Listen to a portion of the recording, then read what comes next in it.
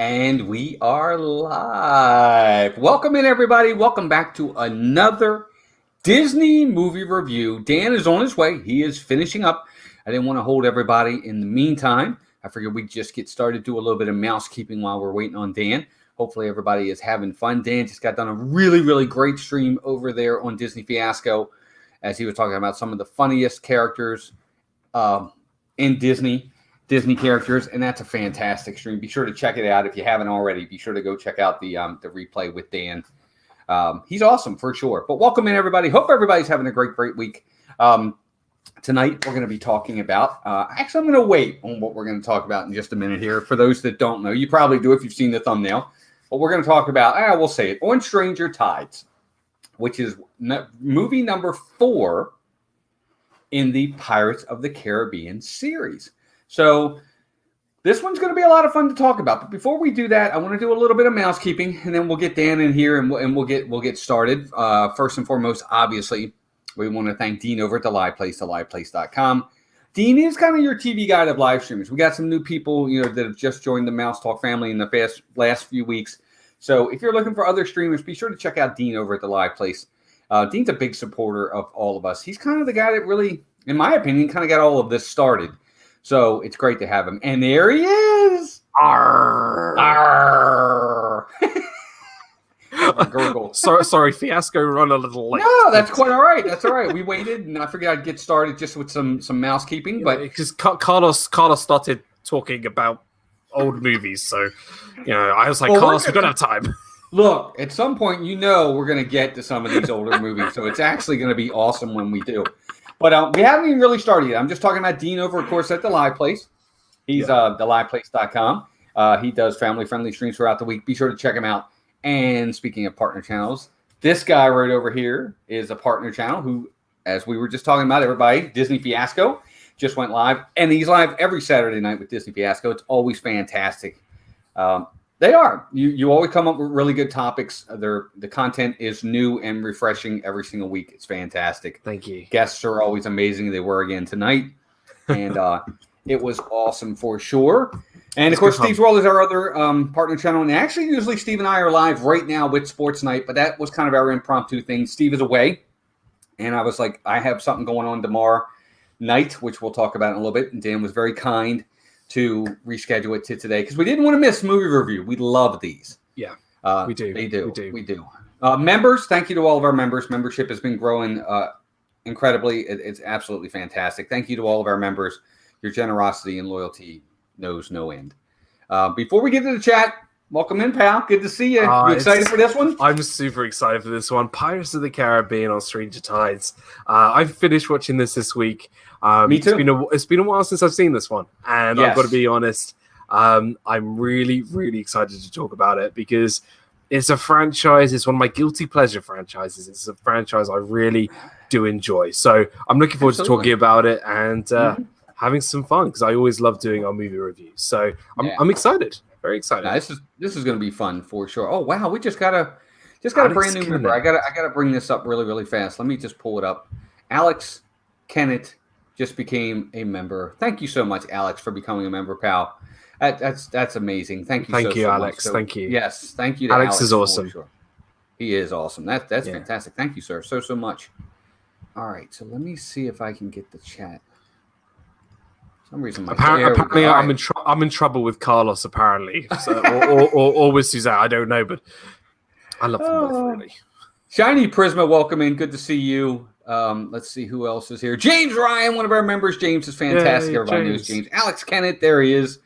Disney Nerd Hers, Charlie and Stacy, welcome in, guys. Good to see you. Faith, Hope, and Disney, Barb, welcome in. Barb, always good to see you. Another member. T. Marie Photography, Tina, it's always great to see you. Another member. Rob Fuzz is in the house. What's up, Rob? Good to see you. Melissa Mouse Talk, the most beautiful woman I know, is here. Simpa2, Matt, good to see you, pal. Karen Cook, another one of our members. Hey, Karen, good to see you. Michelle the Quilter, it's good to see you. Michelle, as always. Mr. A to Z is here. Surf Bum is here. Wendy Luhu, one of our members, is here. Wendy was fantastic today, helping me mod. So, of course, was James and Candy Mom. It was awesome today. We had a great time. The Hitchhiking Bones, Rising Moons to you as well. Phantasmic Chronicles is here. What's up, Phantasmic Chronicles? Pamela Cabildis. I keep saying that wrong. And Pamela, good to see you, dear, but welcome in.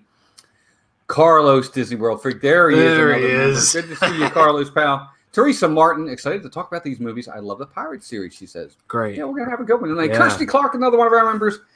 Kirsty, we got your magic mail. We're going to talk about it on Tuesday's stream because I want Melissa here. Kirsty's another one of our members. She sent us some magic mail. That was fantastic. Suzanne E. is here. Bob from One Stop Mouse. What's up, Bob? Hey, good to Bob. see you, pal. It just jumped on me, guys. Mai is in the house. Mai, good to see you.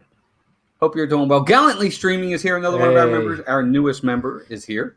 Let's see who else is here. BDF Keith is in the house. Big Disney fan. Jungle Juice is here, which is another great name, by the way. I love that name. Love that name. I do too. I think it's a good one. It just jumped again. Hang in there, guys. I think we're up to date. Yep, we are. We are up to date. Everybody's saying hi to everybody in the chat.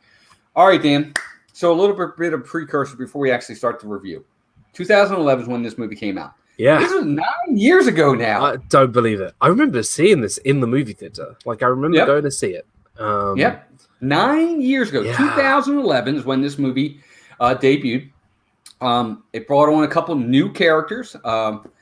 Many old returning characters, more or less the side characters, the supporting cast. Right. Main characters didn't. A couple main characters came back, obviously, which we'll talk about. But new supporting cast. We had Ian McShane. Great casting for the villain. For the villain, and Penelope Cruz is introduced into this movie. Rating for the movie is, from what I've seen, is around a 6.5 out of 10 on IMDb. Yeah. Yes, 6.5 out of 10. Now, where does that rank for us? I don't know. We'll talk about that in a minute. Teresa Martin, welcome in. Good to see you as well. So, basically, the precursor, let me just say this right off the bat, because there's not a lot of plots to this movie. There's not. The main plot is the Fountain of Youth. Which was mentioned in the last film. Exactly. This is a direct sequel to that movie. I agree. See, it's a direct sequel to the previous film, which was At World's End. But it has nothing to do with any of the previous 3 films. This is a completely new story. New villain, new adventure, nothing to do. Davy Jones is done. All that is finished. You know, Will Turner and Elizabeth Swann, they're off, you know, doing their own thing. And Jack is on his new adventure to find the Fountain of Youth, which kind of ended the previous film, which kind of got me a bit excited because the Fountain of Youth is kind of like an Indiana Jones sort of myth, you know. Which I really like. So it was a very intriguing premise. Yeah, agreed. It is, because at the end of At World's End, that's exactly what he does. Because he cuts it out of the main map. He just cuts out Barbossa is holding just a hole in the map. A hole in the map. And that's kind of how this movie starts, is because it doesn't initially start. You see this person with this mask on over their head, and they're coming to court to be tried for ultimately be hanged. And you think it's probably Jack under there, because he says, or should we say, Captain, like, you know, the prison guard. So you're like, oh, that's Jack. He's in trouble. But yeah, for sure. Kirsty Clark, thank you for Kirsty. stopping in. I appreciate it. Have a good night. I know it's late for you. I appreciate you being here. Rod Priester, welcome in. Good to see you as well. So yes, this is in a lot of ways a direct sequel to the last movie, but not everyone from the last movie is actually in this one. This is really Jack's quest. More than it is anybody else's. It's not really Will Turner and Elizabeth Swann's. Like you said, they're off on their own. They're gone. Yep. So the movie to me is just that. The entire movie is all about the quest to reach. Every angle is this. Every person is aiming to find the Fountain of Youth, and we'll explain we'll explain who the different parties are. Right. Yeah. Right. Exactly. Rod, Ray J, welcome in. Good to see you. Hey. All the way from Indonesia. Always just blows my mind. Hey, Ray J. Good to see you. So, yes, and Bob kind of talks about it, and we're going to talk about it now. So it starts in London. This is one of the things I'm going to nitpick on. Starts in London. Mr. Gibbs is on trial, but they're calling him Jack Sparrow, ultimately. Yep. And, of course, the judge who's on presiding over the court is Jack Sparrow. It's Jack, and of course in disguise, in disguise, and of course he does all the word twist of the words and this and that he always does. Drew Myers, welcome in, buddy. Hey, good Drew. to see you. And Ciro, 2009 NJ, good to see you again. Welcome. Hope you're doing well. So, of course, he gets Mr. Giz off, and then that's ultimately when they start, just like Bob kind of said, the chase scene in London to get Jack back, Pirates of the Caribbean. Captain Jack Sparrow. Wouldn't you agree? That's kind of where we start this movie. Yeah, so it kind of ends up with, he sends, there's sort of this big thing going around London that there's Captain Jack recruiting people for their ship, and obviously Jack is there, but he doesn't have a ship. Him. It's not him. So there's from what we hear, there's an imposter Jack Sparrow going around. There's all these rumors. Even the king, who's King George, played by the late, is it Richard Griffiths? No, is it Richard Griffiths? Yes, I think it's Richard Griffiths. There's a great scene with Jack and the king and King George. We get it reintroduced to Barbossa, who's now part of the Royal Navy. He's now Commodore Barbossa. So he kind of sells himself out. He's kind of a sellout. He's not a pirate. He's not a pirate, or as we think he's not a pirate. And basically, they're trying to figure out, why is Jack in London recruiting people for his ship? But there is an imposter. He doesn't have a ship. He just wants to get out of London to find the Fountain of Youth. So Jack escapes King George through this. And this typical Pirates of the Caribbean chase, like you've seen in all the other Pirates of the Caribbean films, like the one in the second movie where they're on that big wheel, and it's a typical Pirates of the Caribbean chase. It's over the top. It's silly. What I can say about this film, it's very silly. It's lighthearted. It's very over the top. Very dramatic. And let me say this: this entire movie is one big action sequence. It really takes off in London and never really stops. No, there's not a look. I'm just going to be honest. I'm going to put this out there from the very beginning. There's not a ton of character development, even with the bad guy and Penelope Cruz's character. I'm sorry, there's not. There's a little bit. There's one character I think that has a bit of character development, which we'll get onto. I think. Yeah, we'll get to that in a minute. But somebody mentioned it earlier. What's really funny about that scene in London with the chase scene is we do get a cameo. We do. We get a cameo when he falls into one of the carriages. Inside is this elegant lord lady. It's Judi Dench. I tell you what, it does not look like Dame. It does not look like Dame Judi Dench at first glance. It doesn't look like him at all. No, she looks a lot younger in that scene. Who would have thought the person who would say "thank the Phoenicians" is in this film? It's true. It's true. Yeah, she makes a very, very quick cameo, which I'm very surprised at. I do like the chase scene. I think it's very sort of pirate. Like it's definitely Pirates of the Caribbean. Yeah, it's apropos for Pirates of the Caribbean for sure. It's silly. You're always going to have one of these at least. Yeah, of course. Yep. Alex, the filmmaker, welcome in, buddy. Good to see you. Ray says he hasn't seen this one. Wow. Okay. Well, by the end of this, we'll tell you whether or not you should. So ultimately, he does get away, and he gets into this bar, and Jack's kind of intrigued now too. He's kind of really upset. He's like, "Who's this imposter? Who's impersonating me? Who is this person?" Yeah, and then he bumps into his dad, who actually kind of saves him because as he's escaping the British army, he thinks he got away, and one of them was actually behind and actually had him at gunpoint, and his dad got him out. Kind of shot the guy, and and of course Keith Richards plays the dad role again. That's probably the other cameo that somebody's talking about. I tell you what, Keith Richards. Well, it is because it's fantastic. Well, that's who Captain Jack Sparrow is impersonated. That's who he chose. When he did Captain Jack Sparrow, he took from Keith Richards as that person. So it was perfect that Keith Richards plays his dad because he was great. If you look at At World's End, one of my favorite scenes from At World's End is the sort of the big conference that they had about what they're going to do next. And when Keith Richards appears as the leader, the captain, I don't remember what he was. I thought it was great, and I wanted to see more of him, and wish we got to see a little bit more in this film. The pub is called. Okay, the pub. I don't know if you picked up on this. The pub. Do you remember what the name of the pub is called? I don't. No, I don't. Okay, so the name of the pub that they go to is called the Captain's Daughter. Now that's interesting, because who we meet at the Captain's Daughter's pub kinda is symmetry to who the daughter is of the captain of the ship we will be heading to, which I'm really intrigued at. And I thought that was very clever. I never noticed that. Diz Noah, what's up, Noah? Welcome in, pal. Good to see you.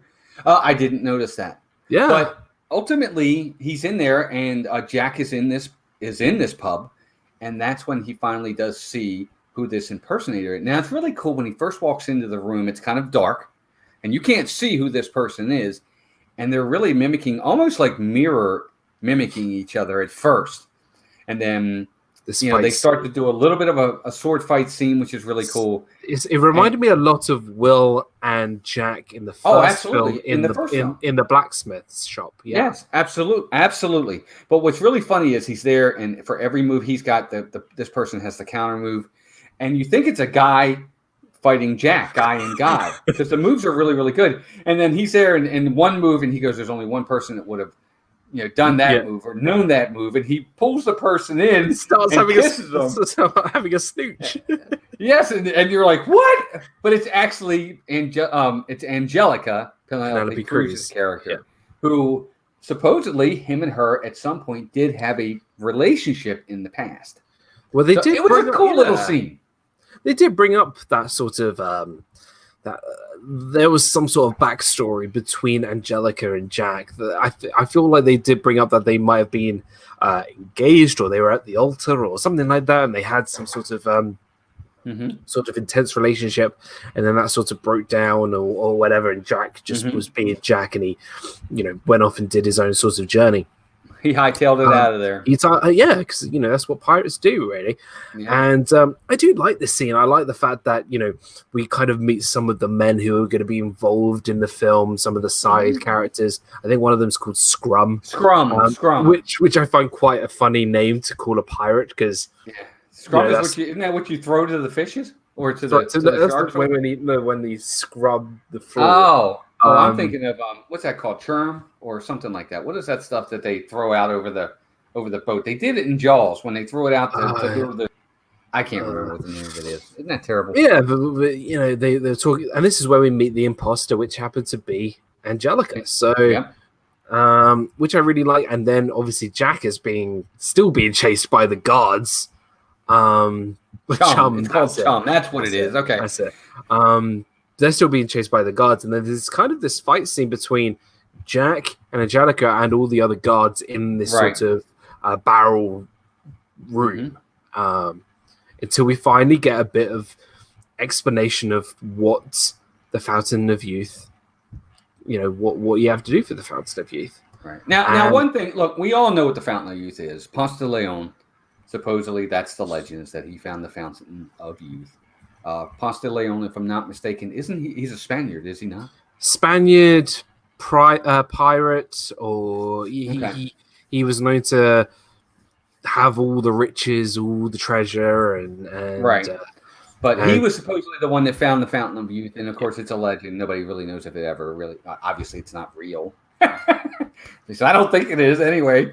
But it's all about Ponce de Leon and the Fountain of Youth, which is really, really cool. But let's talk a little bit about that first scene, because at this point, him and her get away after they do the fighting with the army people, the soldiers. They actually get away, but then Jack gets knocked out by Angelica. He gets a dart, tranquilizer, so to speak, into his neck, and next thing he knows, he wakes up on the ship. After he finds out that one of the things at the Fountain of Youth is that there's a ritual. And she says that the reason why he gets knocked out is because she tells him that you need a mermaid.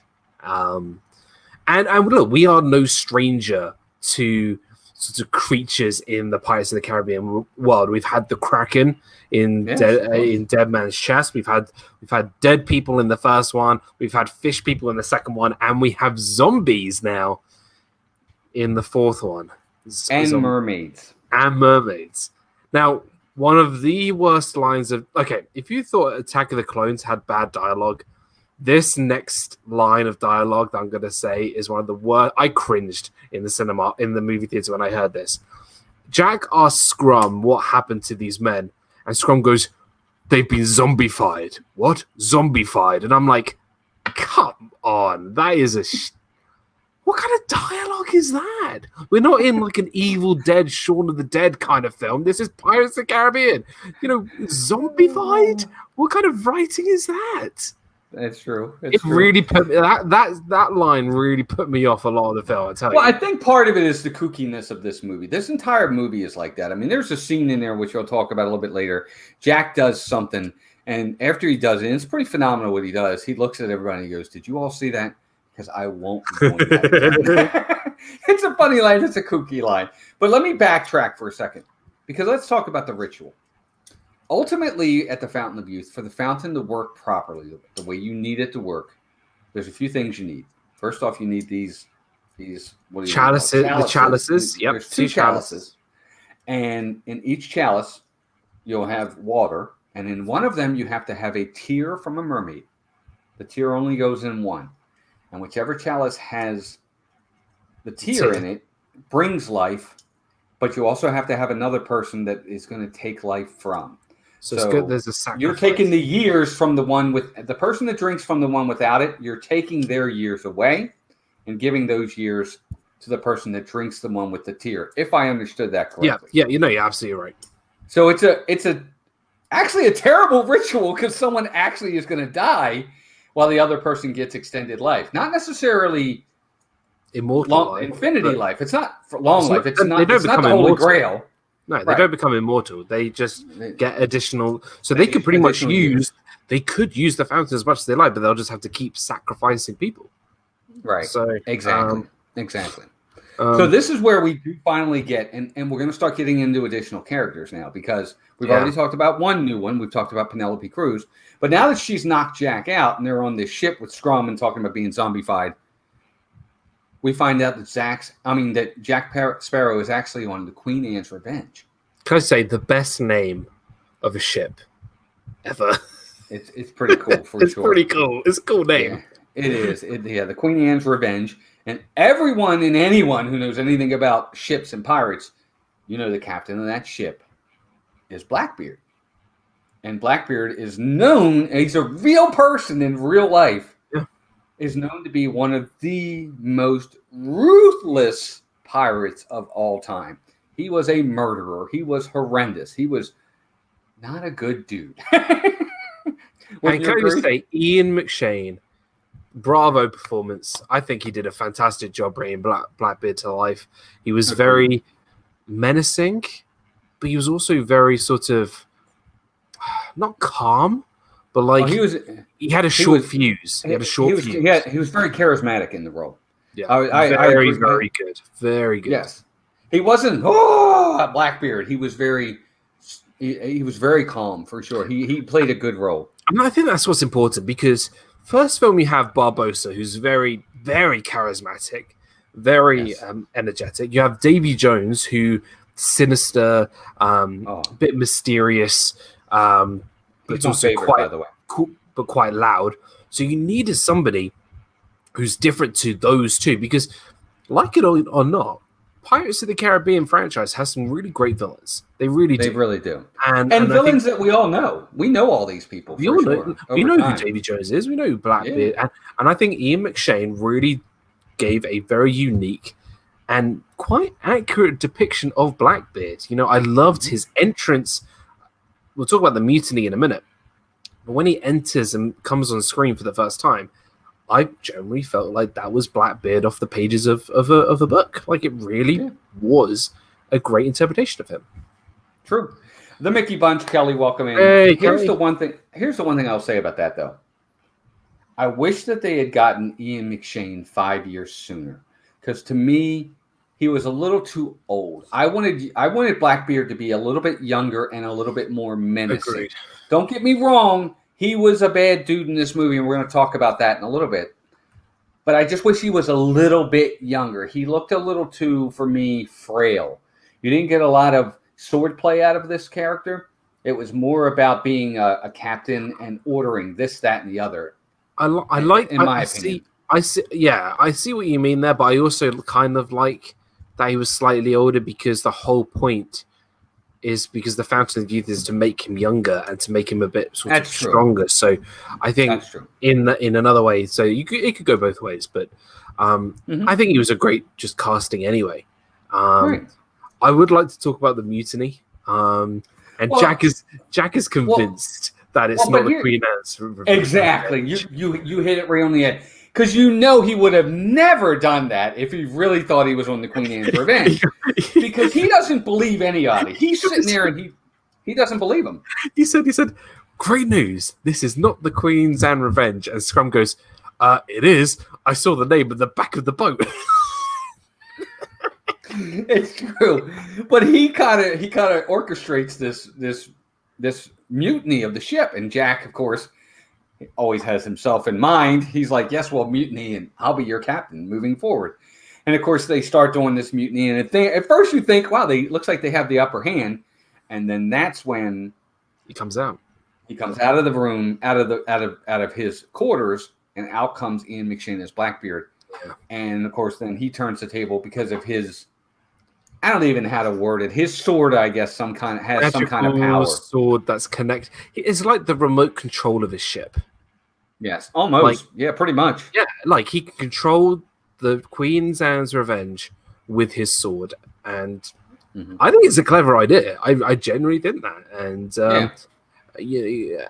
and we'll get to some of the other characters that but look, he can make his ship breathe fire and burn a guy in a longboat to smithereens. Well, that's what they do. Ultimately, after Jack's people lose the mutiny, he uses one person as kind of sending a message.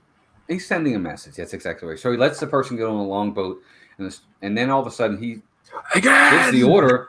He gives this order, and then double fire comes out, almost like a blowtorch. It shows how shooting out of the ship and just kills this guy. Oh my gosh! It's actually kind of a terrible scene if you think about it. And then he says, "Do it again," and he does it again to make sure the guy's gone. Alex Downs, welcome in. Very, very, very ruthless. Very Charles Weiss, welcome in. Good to see you, Charles. Hey. Saw him for the first time today on stream. Good to have you in. Welcome to the family, for sure. So I want to touch on this. Kay said if he had been younger, he would not have been old enough to be Angelica's dad, nor would he have needed the Fountain of Youth. Here's my issue with that. I understand that point, but I think they made it. I don't know. They didn't necessarily. He could have been I didn't want him to be in his 20s. I just didn't want him to be in his 60s.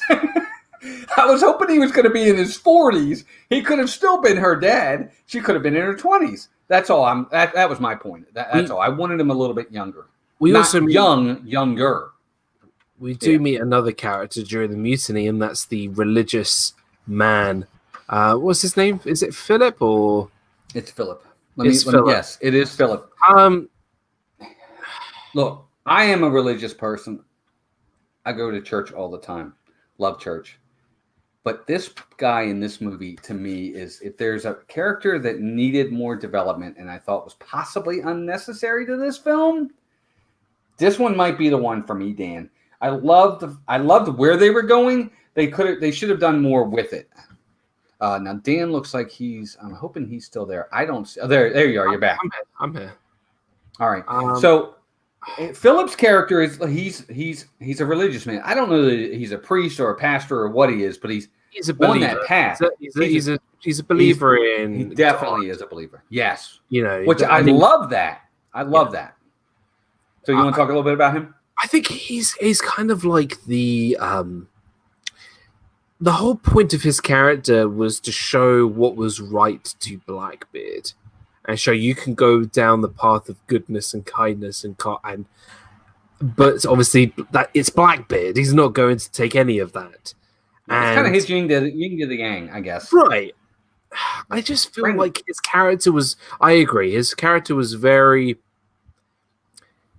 he wasn't very strong. Like yes, he was strong in his beliefs, but I don't think he was very like you're going up against Blackbeard in terms of beliefs, and you've got to be really strong and against and go up against him. And I just didn't believe it, like that he could do that. And we will talk about later about unnecessary characters and plots, because there's a lot that we can cut out of here and change. I do want to. Brandy Bye, let me say this real fast. I'm sorry. Brandy Bye is welcome in. Good to see you, Molly Rook. Welcome in as well. I'm sorry. Go ahead, Dan. You were saying? Just in the meantime, during this mutiny, there's also a side plot going on. Now, as we know, Mr. Gibbs was with Jack in London, but they were split. And Mr. Gibbs has the maps to the Fountain of Youth, and he was able to study them.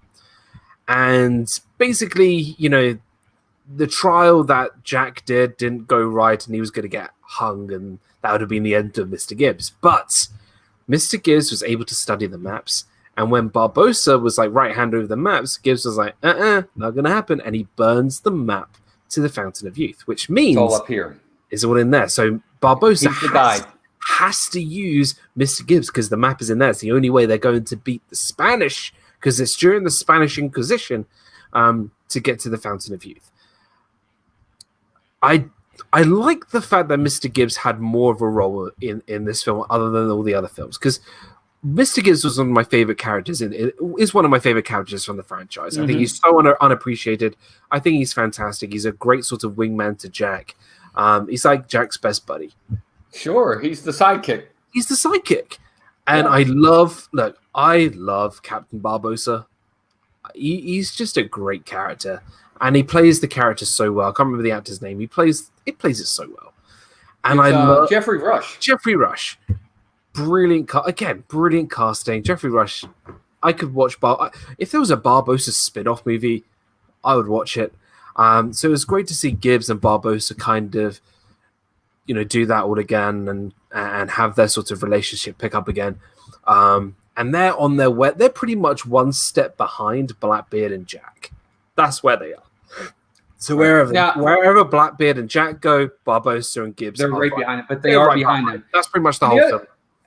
And we didn't even touch on this yet, but there is a third party involved, and that is the Spaniards. Yeah. Okay? Because ultimately they have a very small part in this movie. Very small.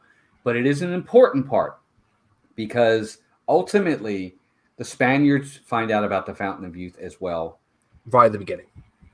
Right at the beginning. And they too, and I'm not going to say why they're going after the Fountain of Youth yet. We'll get there. But they too are going for the Fountain of Youth. But they have a different agenda for the Fountain of Youth, which we will get to. But they are going too. So there's three parties that are actually going after the Fountain of Youth. Yeah. And that's important because they do, at the end of this movie, they play an important role. Mermaids. Old Cat Bay, I think is the name of where they go. White Cat Bay. White Cat Bay, that's it. White Cat Bay. Interesting. This is where we start to get into how mermaids play a part in this movie. And they start to really give us a good story of how mermaids work. Okay, they're beautiful, they look this, they look that, but they'll eat you. Basically, they'll eat you. Yep. They're ferocious. They'll come up and they'll swipe you right out of the boat, take you down to the bottom, drown you, and eat you. And then somebody said, or the other way around. Remember when Scrum said that? He said they'll take you to the bottom of the ocean, they'll drown you, then they'll eat you. And he goes, or they'll do it the other way around. Of course they can't do. It's just a funny line.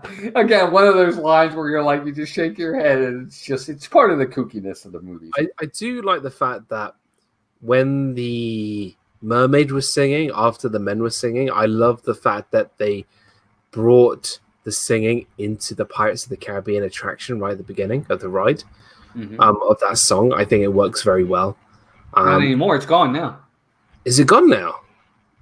Mermaids are gone too. Because they did have the song in with the projections of Blackbeard and Davy Jones. Gone. And then they got rid of the projection, but I thought they still had the singing, but obviously that's gone now. So yeah, that's a shame. That's gone. I like that. They took out the mermaids too. But it's neat because then they're all on the longboats and they go out there and look, they put them out there as bait. They knew this coming in that they were bait. The guys weren't happy about it, but they're bait.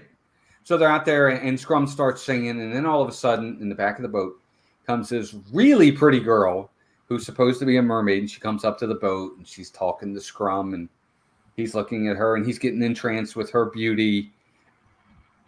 And then several other ones come out of the water, and mermaids are always beautiful.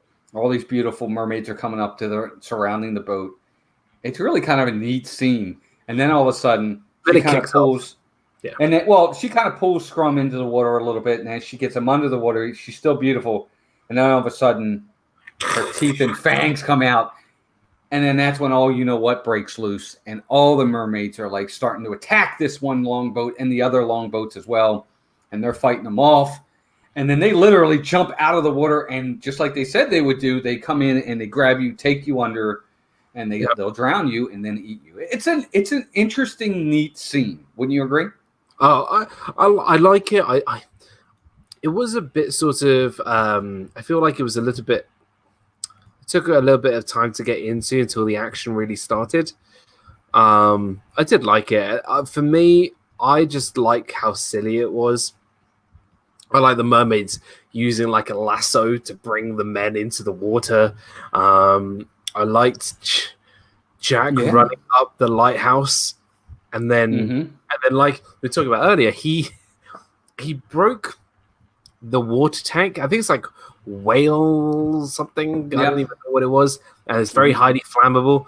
And he breaks it, and then he dives off the top of the lighthouse, and then he goes, "Did anybody see that? Because I'll not be doing it again." And I like that scene. I think that's great. It was smart because what he ultimately did, see, they don't really like the light, not that much, and they certainly don't like the fire. So, the pirates were losing. The mermaids were getting the best of all of them. They were picking them off one by one.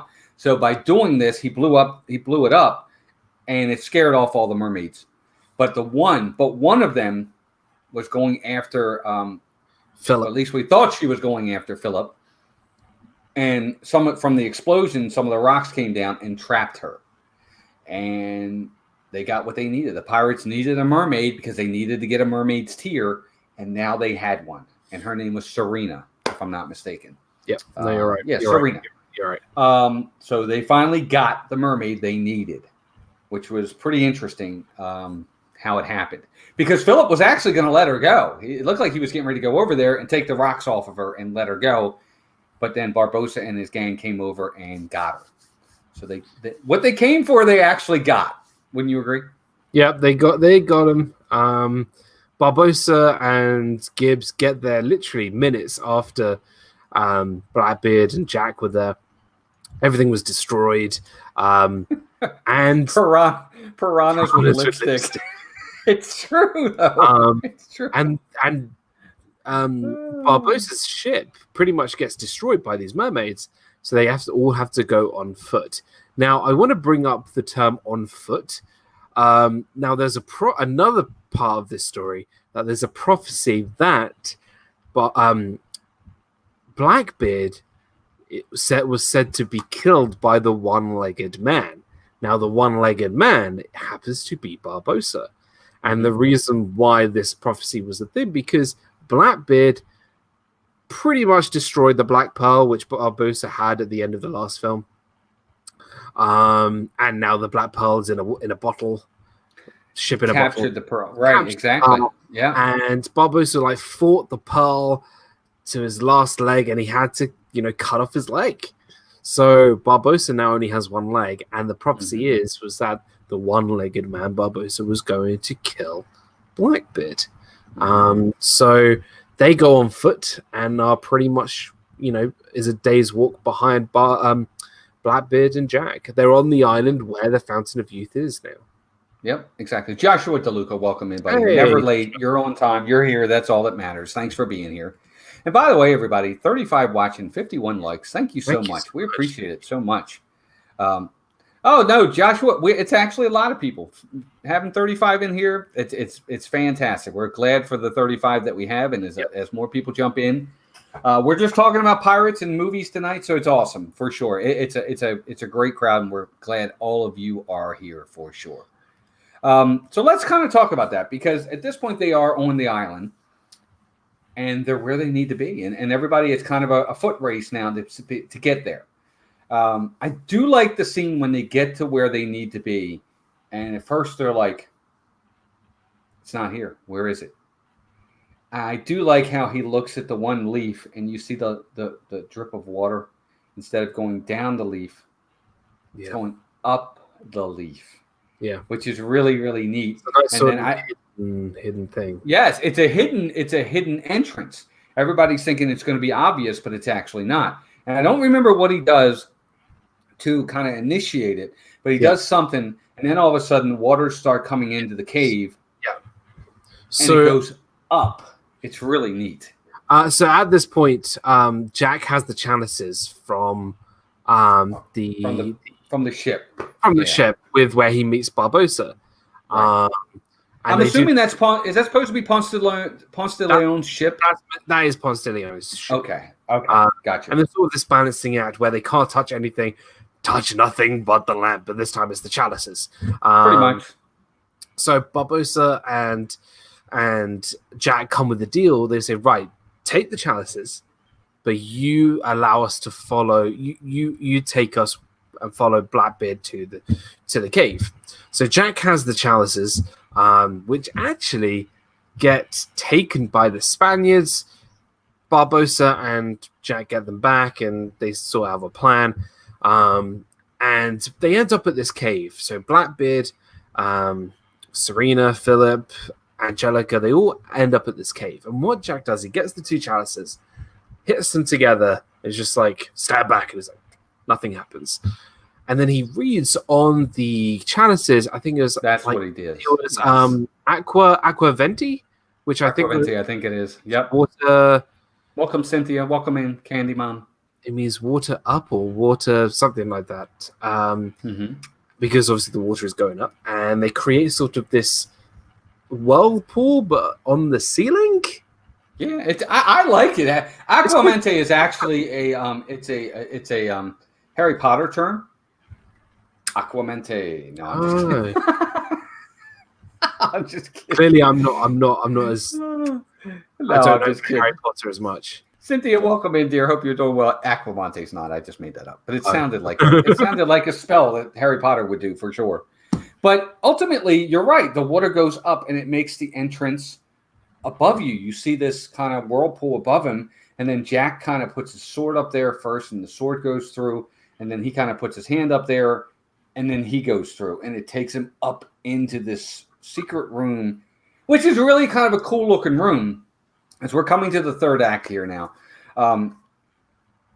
it's a neat room, and there it is. You see it, and it's not this fountain that's got all this major water coming out of it. It's just like this waterfall. It's not like it's literally an arch with this dripping water. Yeah, and it's dripping well. Don't get me wrong, but it's not a stream. It's just a drip. But it's there. Aqua de Vida. There we go. Aqua de Vida. Thank you, Wendy. Sounds like a Coldplay song. It sounds like a drink, literally. Aqua de Vida. It's like a spritzer water. There you go. Brian, what's up, buddy? Hey, Brian's West Coast Disney Adventure. Brian Eisenhart. Good to see you, Brian. Hope you're doing well. So now they know how to get into to where they need to be, and everybody comes up and in, and then Blackbeard's there, and they're getting ready to do what they need to do, and that's when the one-legged man shows up, talking about Barbossa and his group of people. Gibbs and then him and they're all there, and they're getting ready to fight, and then that's when the third group shows up, and that's the Spaniards, if I'm not mistaken. Correct? Now, every group has different intentions. They all have different agendas. Right. Right. So we'll save the Spaniards to last, right? Yes. So Jack's intention was to find the Fountain of Youth, which he did, right? Blackbeard's agenda is to live longer by taking Angelica's life, and Angelica's agenda is to give her life to Blackbeard. Barbossa's agenda is nothing to do with the actual Fountain of Youth. It's just to take revenge on Blackbeard, and he doesn't care about the King of George. He doesn't care about the British. He just wants to kill Blackbeard. And the Spaniards. I like theirs. Kadani Sean will come in. Good to see you. Now, this is where fate. This is the best one to me. I actually really glad they added this one. They're not there for anything other than to destroy the fountain of youth. They feel that because they feel God is the only one that makes for long life or not. He makes the decisions. Which I think was very good. Yeah, I think so too. I liked it. I don't remember the line he said. He said something along the lines of God is the only one who makes the decision of who lives or dies. We're just here to destroy it, or something like that. Very religious, very faith oriented, and I love that personally. Look, like I said, we're a faith family here. We believe in whatever, what it is. Everybody has their own, but I loved it. I thought that was really, really fantastic.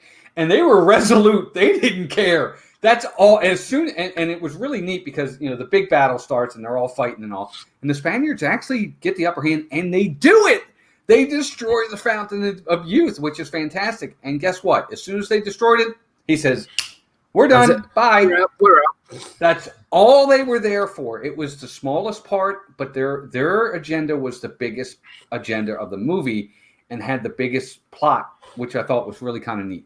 Wouldn't you agree? Or what do you think about that, Dan? Absolutely. I think I'll get my opinions on the Spanish and the English, the British, and at the end of the film. But I think what they did in the film, I think it was good. I think it was clever. They didn't need to have a big part, and just to simply go in and get out. Yeah, I like it, and that's where everything started to go crazy. Well, right, because they're fighting, and Blackbeard is fighting the one-legged man. He is fighting Barbossa, and they're fighting, and they kind of get to the ground, and Barbossa actually gets the upper hand. He kind of cuts Blackbeard. Now, what they don't realize is he's poisoned his blade. So the cut normally would be just a cut. He could live from it, but it was poisoned. Correct? It says it's just but a scratch. It's merely a flesh wound. Sorry, that's a Monty Python. So during the film, Barbossa captures this frog from Gibbs's shoulder, and he's like, "This is a poisonous frog, and I've put this poison on my sword, so now anybody who touches the blade of my sword with their skin is going to die." Do I buy that? Not really, but it's the only way to give an edge over Blackbeard, because Blackbeard's Blackbeard. Let me say this: there are frogs out there that are poisonous. Right. Now, whether or not you can put their poison on a sword, I don't know about that. But then again, we're talking about mermaids and things like that too, and the Fountain of Youth and zombies. So it's apropos for the movie. Well, like we said at the start of the stream, it's Pirates of the Caribbean. It's silly. You just got to go with it. Yeah, exactly. True story. Johnny Depp calls the world premiere of Pirates 2 because he was missing. Turned out he was hanging out with the guest control CMs at Red Rocket Pizza. That's funny if that's the case. But anyway, so Barbossa gets the upper hand, and he kind of cuts Blackbeard, and that's when he tells him, he says, "Yeah, well, I poisoned the blade, so I win, you lose." And then he stabs him, completely stabs him. Yes, stabs him too. And now so he is actually, the prophecy comes true. He is going to die from the one-legged man. Well, by accident, Angelica also gets cut, not on purpose. She tries to grab the blade, and she gets cut in the hand by the blade of Barbossa. She now has the poison as well. And Barbossa does a Spaniard thing. He takes his sword. He's like, "Hey, Barbossa's crew, I'm his sword. I've got the Queen Anne's Revenge. I'm gone." So Barbossa's now gone. Right. And it just leaves Jack, Angelica, and Barbossa. And Blackbeard. Right. Now, remember, the Fountain of Youth's been destroyed at this point, we think. And it's gone, but they're both about to die. But Jack gets the chalices. He goes over, and there's a little bit dripping left. And you can tell it's about to stop. And he gets a bit in both. He gets a little bit in this one. He gets a little bit in the other one. And he has them. And then he puts the tear in one of them. And he brings them over. And this is I really like this part of this. This is my favorite scene in the film. So he's there, and he's looking at Blackbeard, and he's looking at Angelica. Angelica she'll still do it for her dad. She's about to die. She says, "That's fine. You drink the one with the tear. I'll drink the one without it." But then Jack turns to his dad and says, "Look, this is your daughter. She's about to die." He says, "Save your daughter. You know, she's about to die." And he goes, and Blackbeard goes, "Well, which one? Okay, which one has the tear in it?" And he goes, "This one."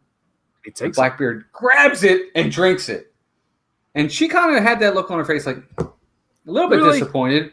A little bit disappointed, but she did agree to it. So she takes the other one and drinks it. Which we think has not got the tear in. Right. And she drinks her side of it, and then Jack turns around and goes, and he turns, "Hey, wait a minute. I might have got that wrong." He goes, which I think is great. Yeah, he goes, "I might have got that wrong." And he did it on purpose because he knew what Blackbeard was going to do. She actually drank the one with the tear, and Blackbeard didn't. And ultimately, you know, the waves come in. Turns it just goes in. And they take all his years from him. And think Indiana Jones and Raiders of the Lost Ark with the and he's gone. And Angelica is actually kind of mad. She's mad at Jack at first. She just lost her dad. And Jack was the main reason why he's gone now. But she did get saved. Which brings me on to my second favorite scene in the film. He now takes Angelica to the island, which is a throwback to the first film of when Barbossa took him to the island with a pistol with one shot, which I loved. I loved the fact that Jack took Angelica to the island with I said, "Right, you're on your own. This is a pistol with one shot." And she's just like trying to make all this. She's just like, "I'm pregnant. I love you," all that kind of stuff. And Jack's not buying it. Yeah, he's not buying it. And he's sailing off. And then actually, Angelica uses the gun and tries to shoot Jack, and he goes, "Missed." Yeah, and exactly. And she's now trapped with, and that's it. She's on this island until the after credit scene, which we'll get to. Yeah, I want to touch on something real fast because we didn't really talk about, and the reason why I didn't bring it up is because I thought it was unnecessary, and they really didn't. They didn't really explore it very well.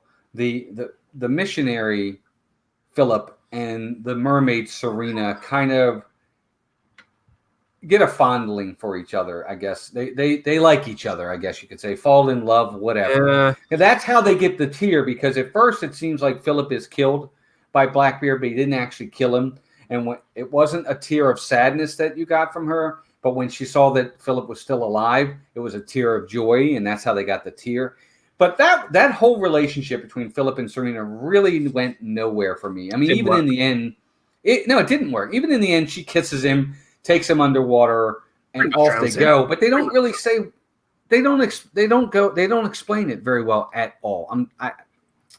I don't know.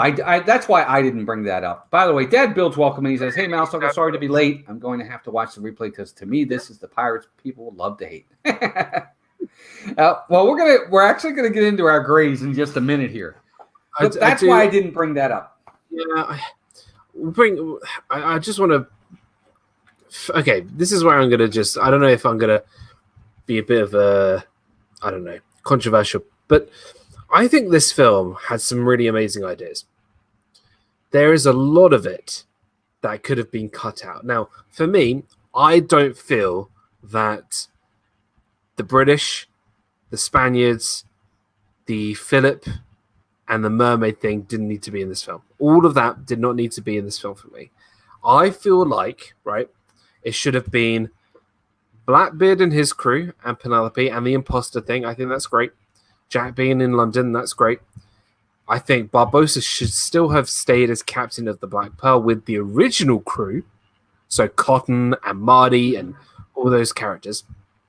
And him on that revenge plot back to, kill Blackbeard, only for Jack to kind of stop it all and that kind of thing, while stopping Blackbeard at the same time. That's kind of where I wanted it to go. I feel like the whole Spanish, English, the British, the mermaid Philip thing, for me, it just didn't. There was just too many characters, too many plot lines, too many this, that, and the other. It just didn't work for me. I think they could have even done like almost like, I don't know, like a Captain America Civil War kind of thing where they had Blackbeard and his zombies, and then Barbossa go back to the Aztec gold, and the only way for him to beat the zombies is for them to be all cursed again or something like that. I think that would have been a cool premise. Just I don't know. I just think there were so many other ideas they could have done that would have been a little bit more enjoyable than having the whole. But I did like the whole Spaniard English thing. I liked it, but I just think it wasn't really relevant to the plot of. There was just too many plots, I think. Gotcha. Well, let's get into our grades here in a second. First off, Caitlin, Make It Blue, welcome in as well. Let's do this. Let's start our grades. So what Dan and I do once we've kind of reviewed the movie, we're going to give it a letter grade. A+ is the best of the best. The fantastic ones, the ones that we watch 1,000 times, they're the classics for sure. Then there's the Fs. We have given out an F on this show before. You have. I have. I've given out an F on this show before. And I'm sure it won't be the last time either, but it does happen. But we have not given out an A+ on this show yet. Not yet. So we're going to give our letter grades. I want everybody in the chat to please do the same. Give me your letter grade. You can tell me why. And we're going to go over each and every one of them in a second, but we're going to give our letter grades now. Dan, I'm going to have you go first. What's your letter grade? Now, as I said at the start of this movie review, the Pirates of the Caribbean franchise is my biggest guilty pleasure franchise. It's probably my most rewatched franchise over next to Star Wars. I watch these all the time. At Stranger Tides, it's not the greatest movie ever made, but I don't think it's as bad as people think it is. I still really enjoy it. I think the characters are great. I think the casting is fantastic. I think the action scenes are great. The story is a bit, it's okay. I think overall, this film is an average. I'm going to give it a solid C. I don't think it's below a C, but I don't think it's above a C. I think this is a solid C grade average movie. I think people should watch it, but don't expect it to be like the first one or the second one or the third one. I think it's fine. I like it, but nothing any more than a C. Gotcha. And for me, actually, you talked about how you said there were too many plot lines and this, that, and the other in some of the areas. I actually thought the opposite.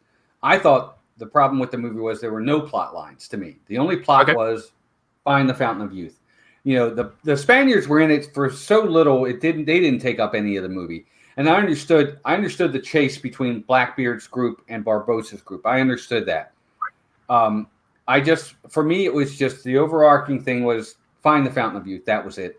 And some of the characters, their development was not there at all. Philip, Serena didn't need them.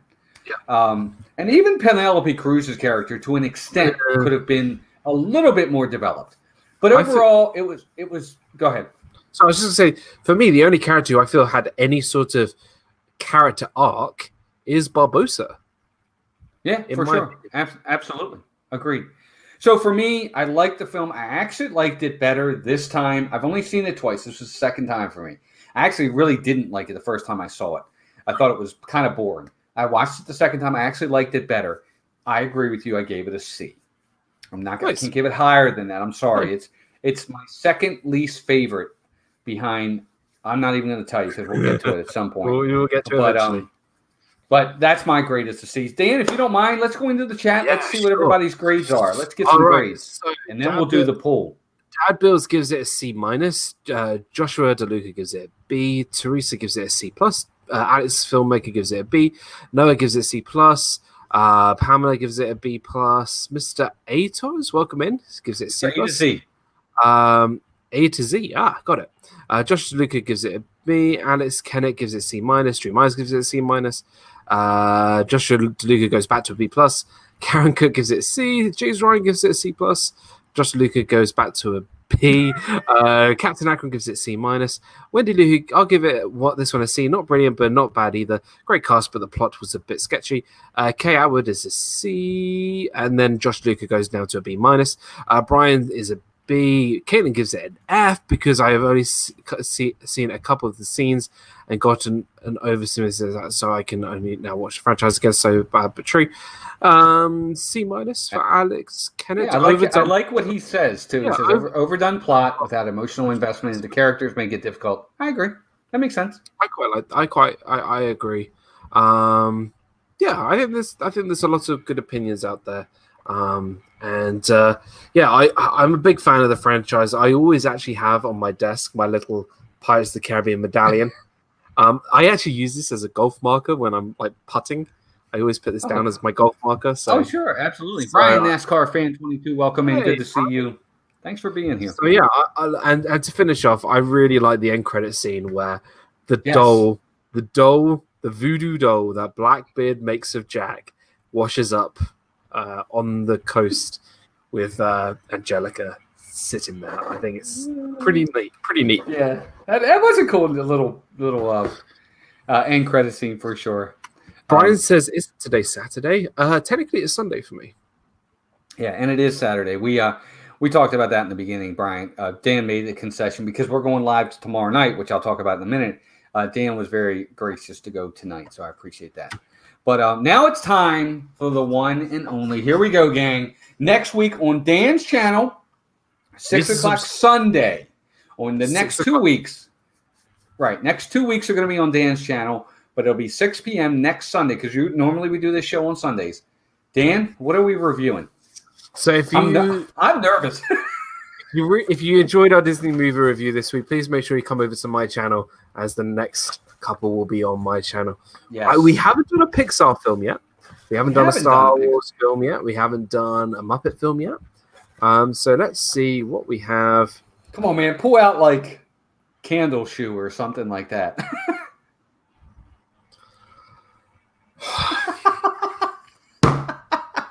Alrighty.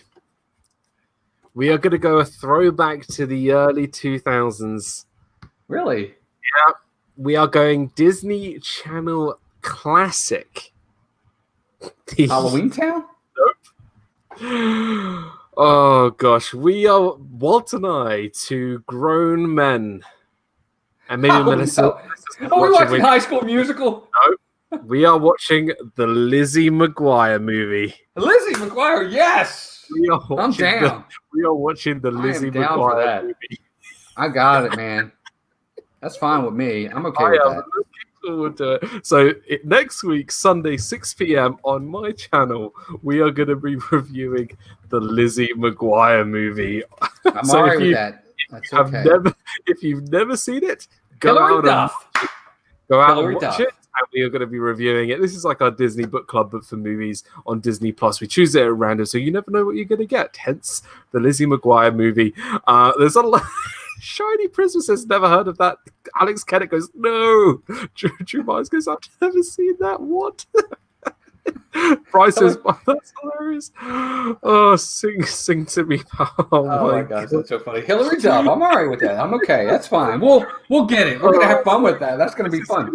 A lot of fun. Oh my God, it's going to be a blast. But we are going to be guys, this is going to be great. So don't forget, again, next Sunday, Dan's channel, 6 p.m., we're reviewing Lizzie McGuire. It's going to be a blast. It's going to be so much fun. We may even have to get a special guest for this one, but we'll see. We'll see. But Dan, thank you again, pal. What's coming up on your channel? Yeah, First off, let me say this real fast. Congratulations on 2K, 2,000 subs. That's awesome. Thank you. I mean, a big thank you to you for helping me get over the 2,000 subscriber mark. It really does mean a lot. And for me, I love just doing this, just hanging out with friends in the chat, with you, and doing these streams, and being over 2,000 subscribers. It just means the world to me. So thank you so much. And it's great. It really, really is great. So, yeah, no, we are just literally an hour ago. I had Disney Fiasco, my flagship show, episode 111. We talked about our funniest Disney characters. We had a lot. I don't know how Jeff from Dishard Dreams said Herbie the Love Bug, but that's fair enough. But yeah, so if you guys want to check out my flagship show, my show that I do every Saturday, 7 p.m., come check it out. It's called Disney Fiasco. I've done over 100 episodes. It's a good fun. 111. So that's going to be 112 is next week. And then obviously Disney movie review Sunday 6 p.m. Walt and I will be back to review the Lizzie McGuire movie. I have some other stuff planned out really soon. In 2 weeks' time will be Disney Fiasco 3rd annual Halloween special with me and Meg.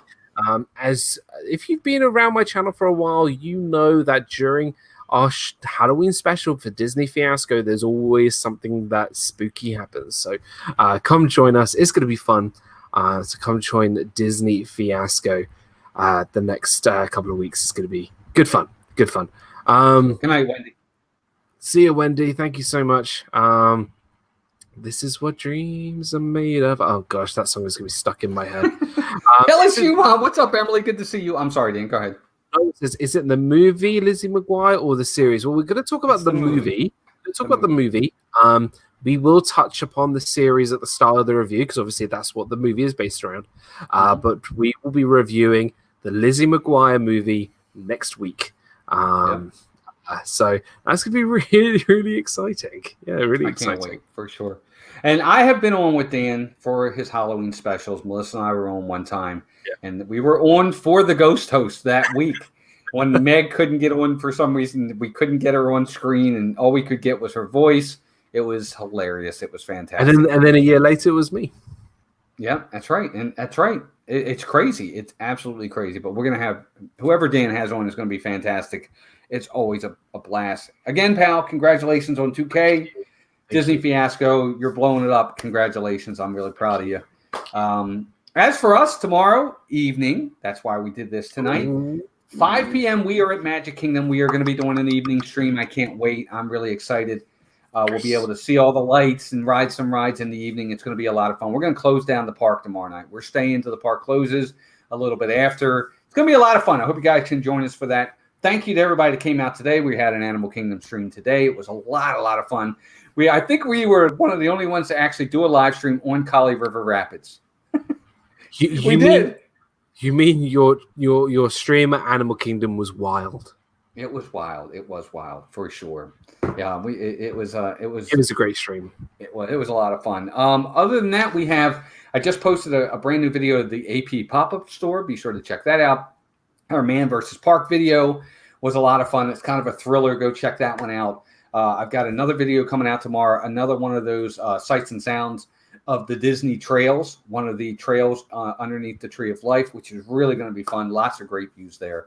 Just lots going on. Disanity next Tuesday as well.